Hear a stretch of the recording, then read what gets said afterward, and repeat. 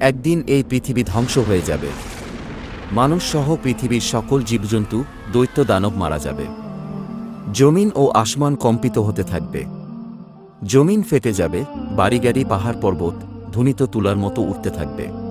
অতঃপর শুরু হবে এক নতুন জীবন, সেই জীবনের নাম আখিরাত। সবাইকে এই দুনিয়ার সকল কাজকর্মের হিসাব দিতে হবে। কে যাবে জান্নাতে, কে যাবে জাহান্নামে। মহান আল্লাহ রাব্বুল আলামিন সবাইকে পুনরায় জীবিত করে হাসরের ময়দানে দাঁড় করাবেন।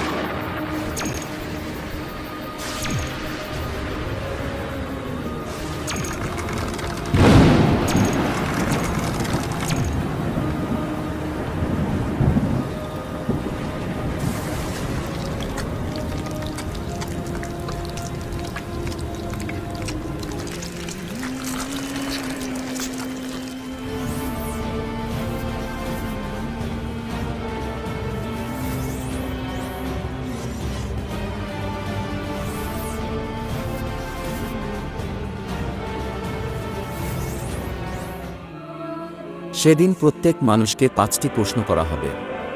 হাদিস শরীফে এসেছে, কিয়ামতের দিন কোনো আদম সন্তান 5টি প্রশ্নের উত্তর দেওয়া ছাড়া এক পাও নড়তে পারবে না।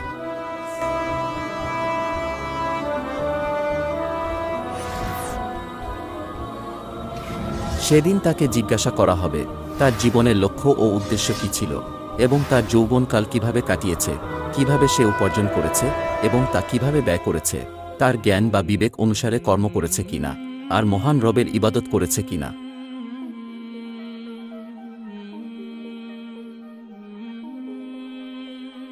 সে নিজের স্ত্রীকে আগুনে পুড়িয়ে হত্যা করেছে, অতঃপর সে জাহান্নামী।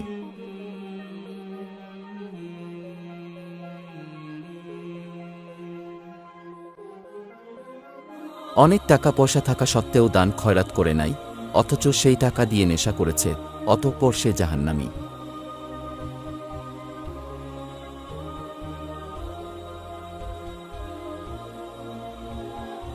সে একটি মেয়ের সাথে জিনা করেছে এবং সে সর্বদা খারাপ কাজে লিপ্ত থাকত, অতঃপর সে জাহান্নামী।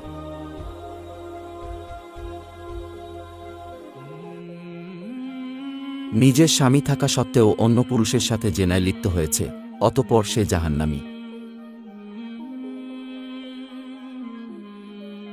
ইসলামের দৃষ্টিতে সুদ ও ঘুষ হারাম, এই হারাম কাজে লিপ্ত হওয়ায় অতঃপর সে জাহান্নামী।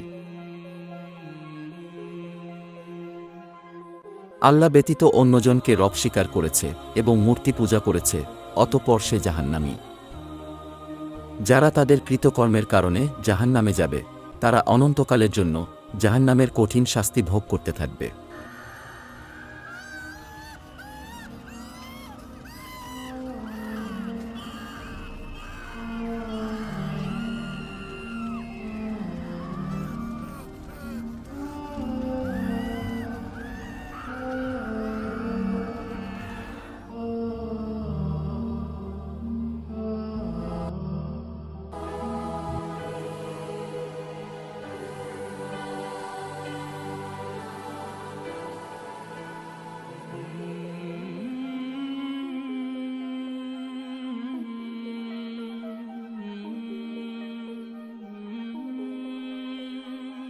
এই ব্যক্তি গরিব মানুষের পাশে দাঁড়িয়েছে, দান খয়রাত করেছে, অতঃপর সে জান্নাতি।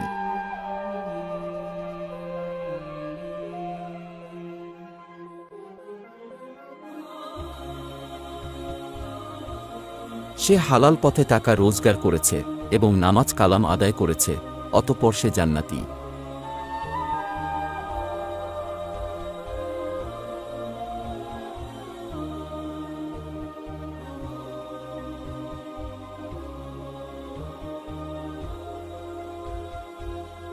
অসহায় মানুষদের সেবা যত্ন করেছে এবং মানুষের উপকার করেছে, অতঃপর সে জান্নাতি।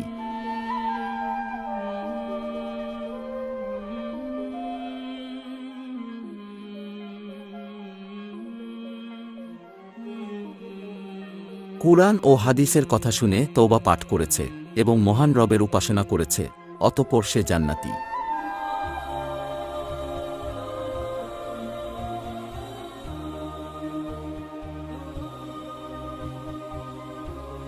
কুরআনের জ্ঞান শিক্ষা দিতে গিয়ে কাফেরদের হাতে পাথরের আঘাতে শহীদ হয়েছে, অতঃপর সে জান্নাতি।